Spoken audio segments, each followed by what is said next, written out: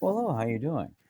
Mine is a high pitch whine from basically a reverberation when it switches. You guys probably shouldn't hear that. So here is the manual that comes with this. Boom. This is what it came like when I opened it up. So it looks like again both packages are in great condition, right? There you go. Looks good. I think we can basically handle that. Nice. Okay. Now do that. Take these ends off.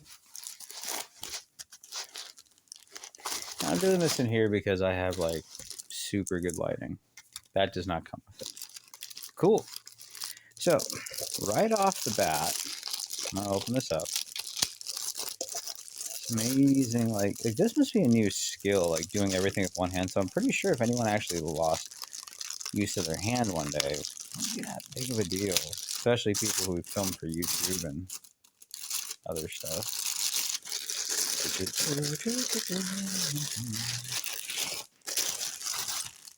Cool. All right. Now, looking at this unit, we want to go ahead and be. Oh, anything else? Oh, yeah. Silica gel came with it. Cool. Outward appearance is fine, just like the last amplifier. Okay. Everything on here is nice. The end caps seem to be put on there. Yeah, they still have a little bit of a dip there, but not much. All right. Still have to be careful with these edges. They are sharp. No kidding. Okay. You will cut yourself. This one's fine. This one's okay. This one has a bit of an overhang down, but I don't care about that. That's perfectly acceptable for me. What I'm really interested in is the actual screws here. Yeah, that one. Well, at least they're all in. You see what I mean? Like the last one. So this one's a little better condition. That one's still kind of off, not all the way in there. But maybe it's. Yeah, this one seems to have some issue. I don't know why. Yeah, see, look, not all the way screwed down. So you're going to need to go and take care of that. Okay. I'm not going to bother opening the internals. I don't care. All right. But I am going to go get myself a screwdriver and screw this back down. Now, this is actually a pretty heavy amp. The neat thing about this is this is steel. And I actually put a little bit of stuff behind this to keep it quiet. So that's kind of nice. So they did try. They really did. And, it is a small amplifier. No kidding. That's fine. And it's pretty heavy for what it is. So, in my opinion, I mean, it's cheap, but it works, And again, I have pictures and photos up if anybody wants to see it of the insides, but this is basically exactly what Big D had, and or Big D Wiz. And so a lot of people have asked about the shots of what it looks like here. Sorry. There you go. That's what it looks like. Okay. Cool. And someone asked about this side. This is what it looks like. Sorry about the focus. And there you go. Should be perfect now. Cool. All right. Now, so pretty neat little amp for about $80. This is a very nice deal for a nice small amplifier. And again, as far as electronics on the inside, dude, they all say they made cheap electronics. Just about everything's cheap electronics. They're probably not perfect, but the thing is, since they're able to get them in such volume, you're probably going to have a better luck with the actual parts on the inside.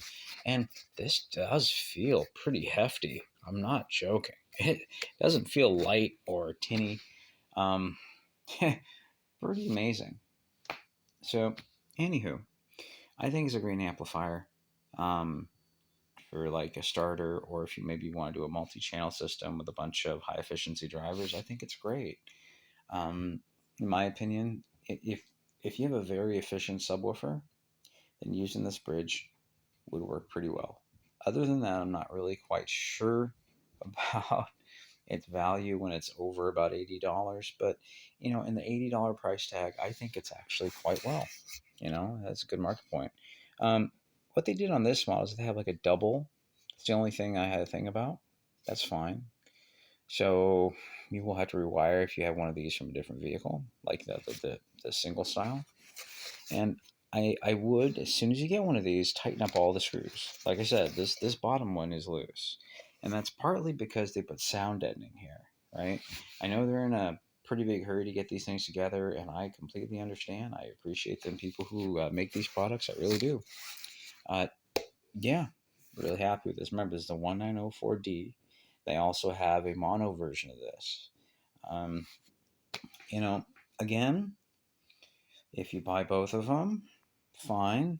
But you know, again, if you have space concerns, I hear you. Like every product has a market niche, and this one actually does look pretty nice. I'm not kidding. It's not a bad looker. You know, um, wouldn't personally if I was gonna get a bunch of these and I had a small space application, where I had these space limitations, then sure, this would be the perfect little amp. And honestly, this is small enough to fit right behind in some dashes and stuff. They're so tiny. So that's a real bonus. But then again, you have even tinier amplifiers.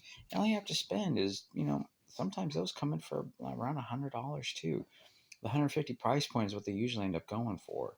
So, but then you can get one with DSP and everything else like that. I mean, you get like a used one or a refurbished unit for like maybe $150, and they're only about like maybe like that big, you know. But anyway, it's up to you. I thought it was a really cool amplifier. I bought it. I am an old school blaupunkt fan.